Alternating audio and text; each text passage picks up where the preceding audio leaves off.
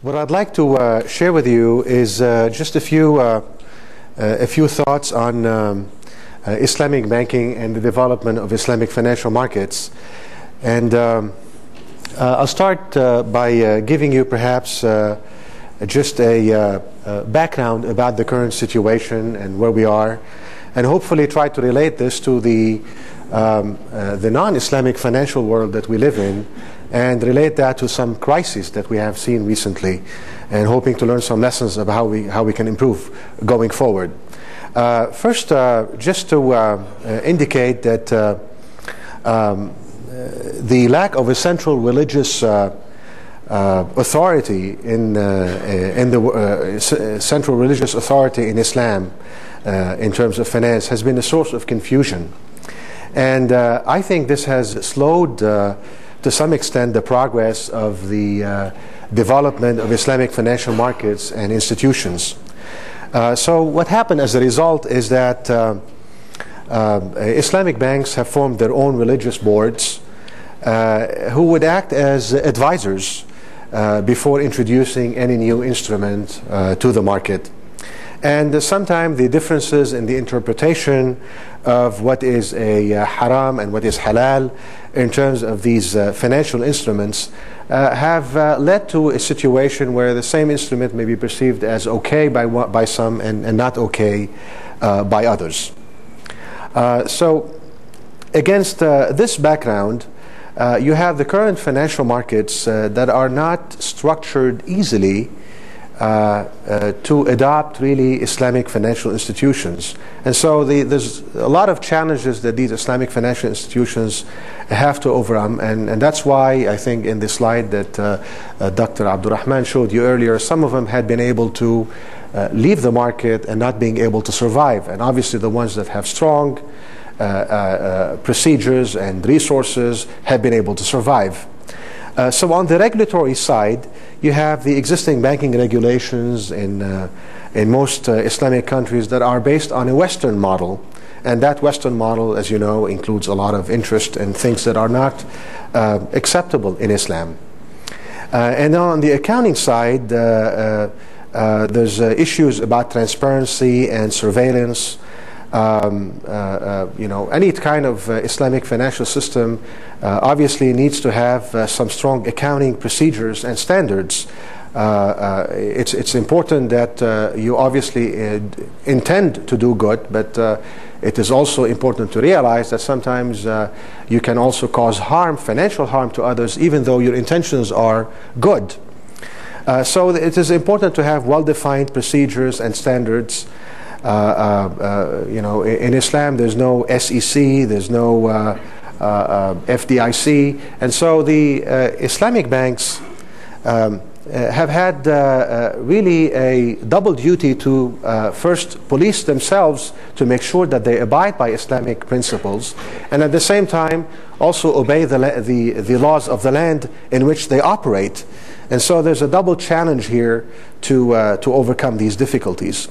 At the same time, one of the important rules of Islam, the inability sometimes to not sell short certain instruments, have forced Islamic banks to maintain a lot more liquidity than others. So if you look at the typical Islamic banks, they tend to have 40% more liquidity than their counterparts. And I think this is an important characteristic which needs to be stressed.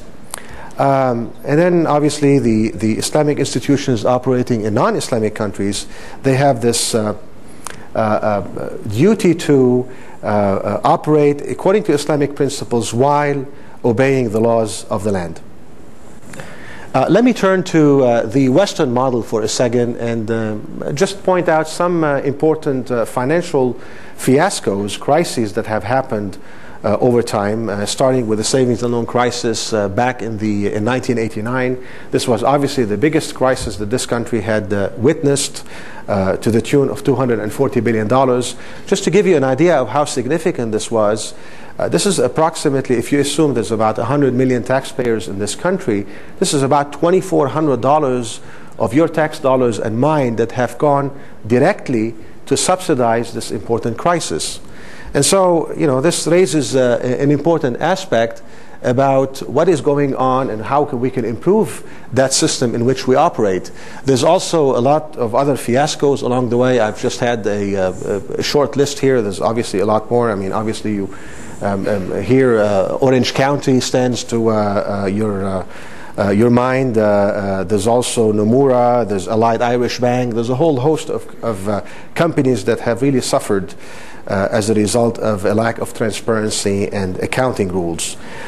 Lately, obviously, is the Enron fiasco, and I'd like to briefly talk a little bit about that and see how we can relate it to the Islamic perspective. Last October, Enron is a big energy company. I think it was the number 10 public company, number 12 public company in the world. That has surprised the market by suddenly announcing that it lost about $1 billion as a result of some partnerships that were controlled by the chief financial officer of that organization. And so all of a sudden this organization, this corporation, had to take about $1 billion in losses as a result of these accounting irregularities.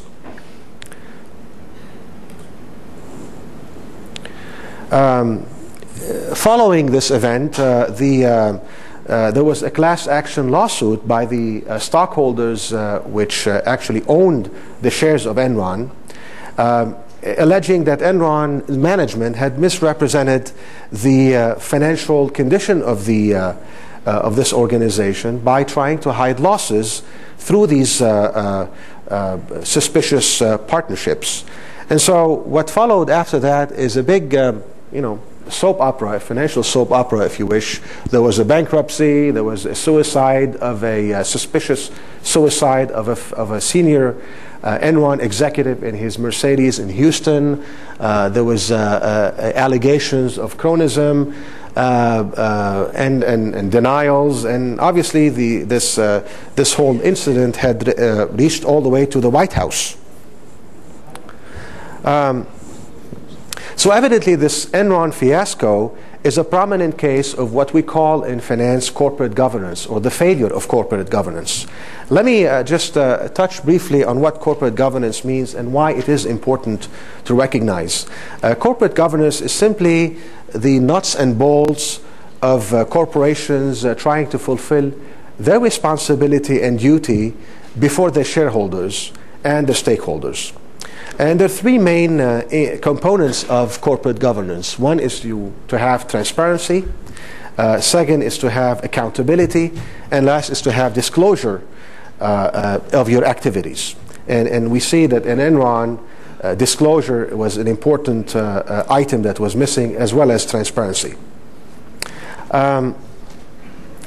When we try to relate that to Islam, we find, for example, that the concept of corporate governance, which was put forward in the West as a result of obviously a lot of financial crises and bankruptcies that have hurt many stakeholders, we find in Islam that there's something actually very similar to it in the Quran.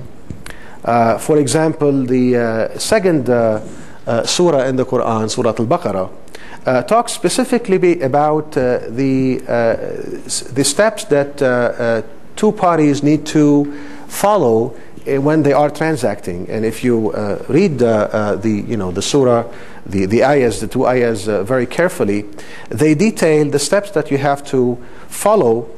And what is emphasized in these two ayahs is really the bookkeeping. Is really the importance of bookkeeping, and the Quran goes into a lot of detail of what happens when one bookkeeper may not be available and so on, and obviously this is very important. So the message behind these two ayah is the need to have transparency and the disclosure of the business dealings when you are transacting. And these are obviously the important principles of corporate governance today.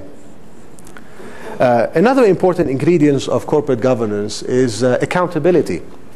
And so when we look to the Prophet Muhammad ﷺ, how he suggests to deal with the issue of accountability, he says he has a very important hadith in that regards. And so if you translate this tradition into modern business dealings, you have to be accountable for the actions that you perform. Just recently, as you know, the Justice Department also had indicted actually Arthur Andersen for criminal misconduct in relation to what happened with Enron. Arthur Andersen is the accounting firm, the auditing firm of Enron. And what was interesting in the indictment of the Justice Department is that they indicted the institution, not the individuals that actually did the misconduct in that institution. And so here, one has to ask questions about, why should individuals that were not part of Enron, had not really heard about Enron, but actually worked for this accounting firm, all of a sudden have to be responsible for the action of that institution. So, this idea of a collective damage on the corporation is something that also needs to be looked upon from an Islamic perspective. Let me turn to some other civilizations, non-Islamic civilization, and see how they look at corporate governance from their perspective. If you recall, back in the early 90s, there was a big financial crisis that inflicted a lot of harm on the Southeast Asian economies, Malaysia, Korea, Thailand, Hong Kong. And one of the important problems that mutual fund managers and financial and banks in this country have tried to relate to these countries is that you don't have good standards, that you don't have transparency. And so the focus really was shifting not on perhaps problems that exist in the way these economies are operating, problems like exchange rates or capital flows and what have you, but really they thought that the problem was corporate governance. You look at, for example, Japan, and you find that Japan does not have a Federal Deposit Insurance Corporation. And so when a bank fails, what happens is that all the other banks try to form together a partnership to save that bank that had just failed. So they take full responsibility of that bank that had just failed.